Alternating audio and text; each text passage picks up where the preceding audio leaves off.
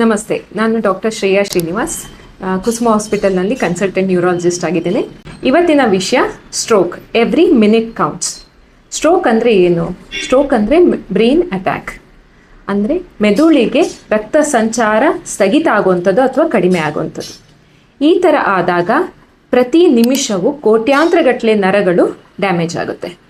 ಇದನ್ನು ನಾವು ಹೇಗೆ ಕಂಡುಹಿಡಿಬೋದು? ಸಿಂಪಲ್ಲಾಗಿ ನೆನ್ಪಿಟ್ಕೊಳ್ಳಿ, ಬಿ ಫಾಸ್ಟ್. ಅದರಲ್ಲಿ ಬಿ ಅಂದರೆ ಬ್ಯಾಲೆನ್ಸ್ ಪ್ರಾಬ್ಲಮ್ ಆಗುವಂಥದ್ದು, ನಡೆಯುವಾಗ ತೂರಾಡುವಂಥದ್ದು. ಇ ಅಂದರೆ ಐ ಅಥವಾ ವಿಷನ್ ಪ್ರಾಬ್ಲಮ್.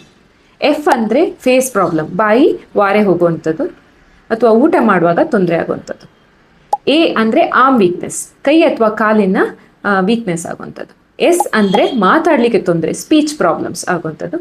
ಟಿ ಅಂದರೆ time to get to hospital, ಅಂದರೆ ನಿಮ್ಮ ಹತ್ತಿರದ ಸ್ಟ್ರೋಕ್ ರೆಡಿ ಹಾಸ್ಪಿಟಲ್ಗೆ ಇಮ್ಮಿಡಿಯೇಟ್ಲಿ ತಲುಪುವಂಥದ್ದು ಮಾಡಬೇಕಾಗಿದೆ. ಸೊ ಮಾಡದಿದ್ದರೆ ಏನು ಪ್ರಾಬ್ಲಮ್ ಆಗುತ್ತೆ, ಏನು ಮಾಡಬಾರ್ದು ಈ ಥರ ಆದಾಗ ಅಂದರೆ ಮನೆಯಲ್ಲೇ ರೆಸ್ಟ್ ಮಾಡುವಂಥದ್ದು. ನಾಳೆ ಸರಿ ಹೋಗ್ಬೋದು, ಇವಾಗ ರೆಸ್ಟ್ ಮಾಡಿದ್ರೆ ಸರಿ ಹೋಗ್ಬೋದು ಅಂತ ಮನೆಯಲ್ಲೇ ಇರುವಂಥದ್ದು ಮಾಡಬಾರ್ದು. ಯಾಕೆಂದರೆ ಪ್ರತಿ ಸ್ಟ್ರೋಕ್ ಅಟ್ಯಾಕ್ ಆದಾಗ 1 ಅಥವಾ 2 ದಿನದವರೆಗೆ ಇದು ಸ್ಟ್ರೋಕ್ ಜಾಸ್ತಿ ಆಗ್ತಾ ಹೋಗುತ್ತೆ.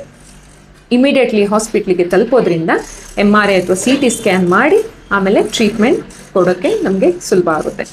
ಹಾಗಾದರೆ ಈ ಸ್ಟ್ರೋಕನ್ನು ತಡೆಗಟ್ಟೋದು ಹೇಗೆ?